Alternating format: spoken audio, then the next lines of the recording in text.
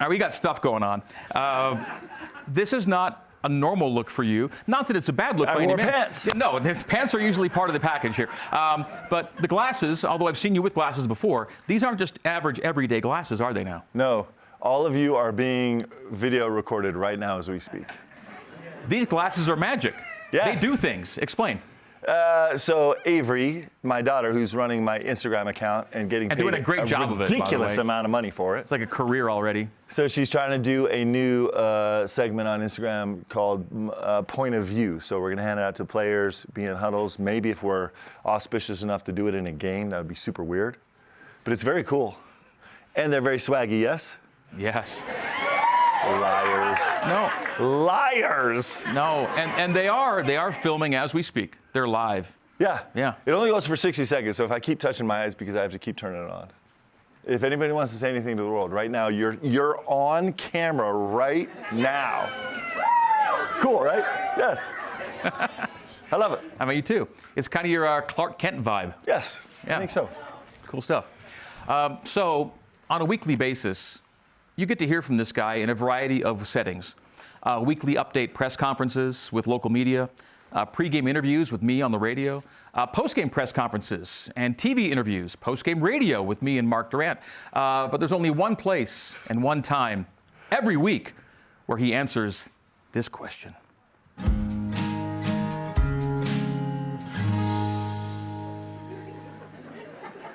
It's always... Everyone laughs. No. It comes up, and then it settles, and people have a happy chuckle, is what happens there. Nobody's excited. Yeah. Everybody's like, a contented chuckle. Ridiculous. Yeah. No, I love it. I love it. Again, my favorite part of the week. What kind of week do I have? All right, go ahead. So this morning, I had a little thing come across my social media post from one of my favorite sports writers of all time, literally one of the great sport writers of our generation. Anybody in here a fan of Seth Davis?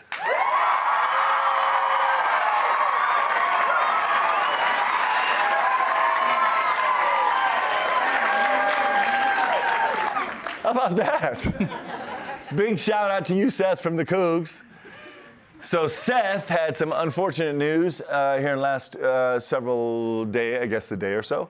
He was writing for The Messenger, and I guess the whole thing got shut down, and he lost his writing gig right now. Now he's still got a lot of employment. He's doing a ton of national work, but he lost his job essentially, and put a post on social media that I thought was so great. He's like, hey, you know, I had a tough day today. I lost my job.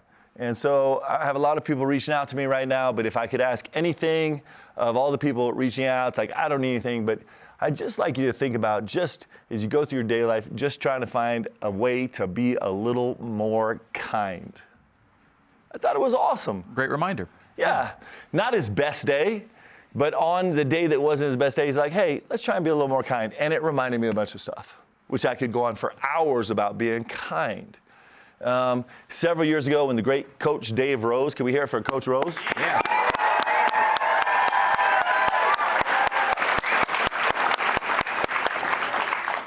We have the greatest camp ever known on the face of planet Earth. It's the Fathers and Sons camp. It just is so epic. And every Sunday we'll go to Temple Square and spend the whole day kind of at Temple Square, go to the spoken word and everything, and then have a sacrament meeting there. And Coach was speaking this particular sacrament meeting, and his whole talk was just on being kind. And as Coach started, I was like, well, this seems like a really, really simple concept. It seemed almost a little bit trite. But as he went through his talk, I was like, you know what? This is one of the most profound messages maybe that we need in the world today, was just to find a way to be a little bit more kind. And it stuck with me for my whole life. And I think it's really special. And so it's been on my mind. I think a bunch of stuff has hit me the last few days where I'm like, man, if we could just be a little bit more kind. Now, very important, kind does not mean soft, right? Kind does not mean not competitive, put your whole heart and soul out there. It doesn't mean any of those things. Kind just means if we're going to be wrong, if we're trying to figure out what to do, maybe be a little kind. Another example, Scott Drew, the coach of the Baylor Bears. You know, we just had a really competitive game at Baylor where, in not my finest moment, I destroyed a water ball and got a tee at the end of the game. And Scott was not my best friend during that game. We were competing like as hard as two human beings and two teams can possibly compete. But after the game, Scott was so generous, came out on the court and sought out Leanne, who was standing there. And then I remembered, you know, when we first got interested in the Big 12, one of the first phone calls I got was from Scott Drew. And he said, Coach, he said, Mark, we're so excited to have you guys. You guys would be a great fit for this league. And welcome to the league where 8 out of 12 teams go to the NCAA tournament every single year. And I just love it. But this kindness is super important. It's been on my mind. And I think BYU is an incredible representative of being, of competing like with everything we have at the highest level and still being able to find moments where if we're going to err, we'll err towards kindness. And I dig it. So there we go. We got a kind audience. They gave a big time shout out to Seth Davis. Appreciate you guys for that.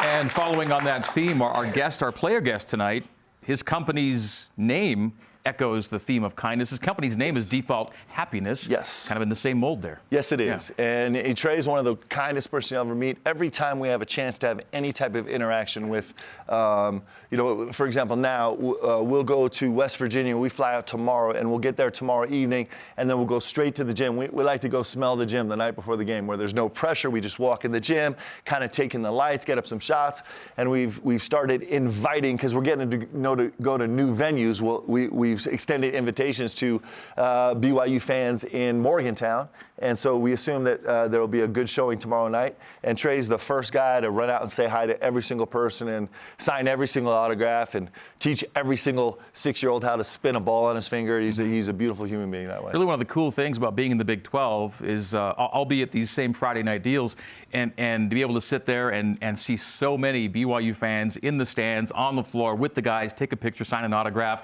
It's kind of become this neat new tradition that we started here in this new league. Be kind. Yeah.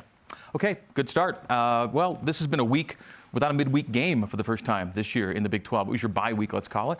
How's it been and how is it going for the guys? Felt like you guys could use a few days to catch a breath. Yes, it's been really important. It's been fun as a staff because we got to do some deep dives and kind of explore where we are, how we got here, and where we'd like to go moving forward. It's been good for our guys because they've got to get a little more rest and much needed, and everybody's dealing with you know, this flu that's going around and other things, and just kind of a time to like let our emotion just simmer for a few days, and we had a lively practice day. The guys, you could feel the juice in the gym, and we'll go tomorrow morning, and then we're back to it and can't wait. You used an interesting word in our post-game radio conversation Saturday after the Texas win. I think the word was reinvention. Yeah. Meaning, you know, 7 games into this Big 12 slate, you were doing a lot of things really well, and Texas took one of those things away a little bit. You found a different way to have success, and you actually talked about that. And then you say deep dive. These are things about how we can still be better and maybe even a little different as you move forward, right? We're going to be who we are. We're going to go shoot a lot of threes. We're going to play really, really fast. We're going to stay together as a team defensively. We're going to really, really work hard on the offensive and defensive glass. Those things are not going to change, but maybe we can find little slices where we can approach it a little more creatively with a little bit of more imagination and throw some wrinkles in. It's super fun, and you know that's kind of what we get to do as athletes and coaches, and probably in everything we do in our life is just try and reimagine who we can be a little bit different and a little bit better today. I love the fact, among other things about this team, is that in your first year in the Big 12, in conference games, you're the Big 12 attendance leader right now. You've got the biggest building, which helps, but yeah. Super cool. You have a large venue, largest in the league, but you still have to fill it with fans that care about you guys, and that's what you've done at a really high level so far. This gym is amazing. I mean, the Rock is incredible. Like, nobody gets that. Like, there's no other place in the country that has the Rock, right? That comes that big and that strong and that insane. It was super fun. There were some clips. We actually get sent clips all the time of people actually videoing the stands. And there was one segment that was kind of a back and forth. We scored. Foos got a block. We came down and banged a 3. And somebody had videoed from, they were like in the upper deck, right? And so you could see everyone in front of them and watching the response of the Marriott Center, like up in the upper bleacher seats, with people just being overcome with the emotion of the moment. It's spectacular. And I just think we're really blessed. And so thank you guys all for being a part of this because it makes it awesome. I was one of those people overcome, by the way. Yeah. So So I don't know. I should have had him get it, but you know, there's always I think there's a announcement. What do you call it? A call of the day. Call of the game? Yeah, yeah. And so there's a great call of the game, and it was actually during that sequence. I think it was that the sequence, same sequence. The Foos block, and then, yeah. And so you guys know Greg does the radio with Mark Durant, right? And they sit next to each other, and Greg does all the talking, and then Mark adds the like empiricals every once in a while. They're actually a beautiful team.